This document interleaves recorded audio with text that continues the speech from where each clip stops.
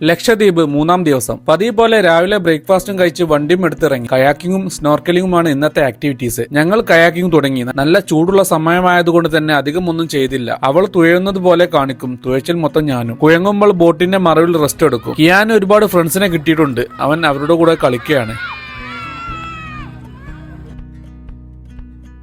Kayaking കഴിഞ്ഞ് ഇനി snorkelling. Scuba ചെയ്തുകൊണ്ട് തന്നെ അത് പ്രത്യേകിച്ച് കൗതുകമൊന്നും തോന്നിയില്ല. എന്നാലും വേറൊരു എക്സ്പീരിയൻസ് ആയിരുന്നു. ഇതോടുകൂടി ഇവിടത്തെ ആക്ടിവിറ്റീസ് എല്ലാം കഴിഞ്ഞിട്ടുണ്ട്. റൂമിൽ പോയി റെസ്റ്റ് എടുത്ത് വൈകിട്ട് ഒരു ഷിപ്പ് വരുന്നുണ്ട്, അത് കാണാൻ പോകണം. അങ്ങനെ ഈവനിങ് ഷിപ്പ് കാണാൻ പോയി. കവരത്തിയിൽ നിന്ന് കൊച്ചിയിലേക്ക് പോകുന്ന ഷിപ്പാണിത്. തേങ്ങയും മീനും ഒഴിച്ച് ബാക്കിയെല്ലാം കേരളത്തിൽ നിന്ന് എത്തിയിട്ട് വേണം ഇവിടെ. അങ്ങനെ കാഴ്ചകളൊക്കെ കണ്ട് ഐലൻഡ് മൊത്തം ഒന്ന് ബൈക്കിൽ കറങ്ങി. കൂടെ കുറച്ച് വ്യൂ പോയിന്റ് എല്ലാം ഒക്കെ കറങ്ങി വീണ്ടും തിരിച്ച് പോർട്ടിലെത്തി. അപ്പോഴും ഷിപ്പിൽ നിന്ന് ഐലൻഡിലേക്കുള്ള സാധനങ്ങൾ ഇറക്കുകയാണ്. രാവിലെ നേരത്തെ എണീറ്റ് സൺറൈസ് കാണാൻ പോയി. ഇന്നലെ ഷിപ്പ് വന്ന അതേ ലൊക്കേഷനാണിത്. ഒരുപാട് പേര് ചൂണ്ടയിട്ട് മീൻ പിടിക്കുന്നുണ്ടായിരുന്നു. വലിയ വലിയ മീനുകളാണ് ഇവിടെ കിട്ടുന്നത്. 9 മണിക്ക് എയർപോർട്ടിലേക്ക് പോകാൻ വണ്ടി വരും. റൂമിൽ വന്ന പാക്കിംഗ് ഇന്നലെ തന്നെ കഴിഞ്ഞതുകൊണ്ട് നേരെ വണ്ടി കയറി എയർപോർട്ടിലേക്ക്. ഇതാണ് airport. Baggage checking, security checking, waiting area എല്ലാം ഈ ഒരു ഒറ്റ ചെറിയ റൂമിൽ തന്നെ. ഫ്ലൈറ്റിൽ കയറാൻ സമയമായി. ഈ സെയിം ഫ്ലൈറ്റിലായിരുന്നു കൊച്ചിയിൽ നിന്ന് ഇങ്ങോട്ട് വന്നത്. എല്ലാവരും കയറിയപ്പോഴേക്കും ഫ്ലൈറ്റ് എടുത്തു. ഒരിക്കലും മറക്കാനാവാത്ത അനുഭവമാണ് ഈ കഴിഞ്ഞ 3 ദിവസം ലക്ഷദ്വീപിൽ നിന്ന് കിട്ടിയത്. ജീവിതത്തിൽ ഒരിക്കലെങ്കിലും പോയിരിക്കേണ്ട ഒരു അടിപൊളി സ്ഥലമാണ് ലക്ഷദ്വീപ്.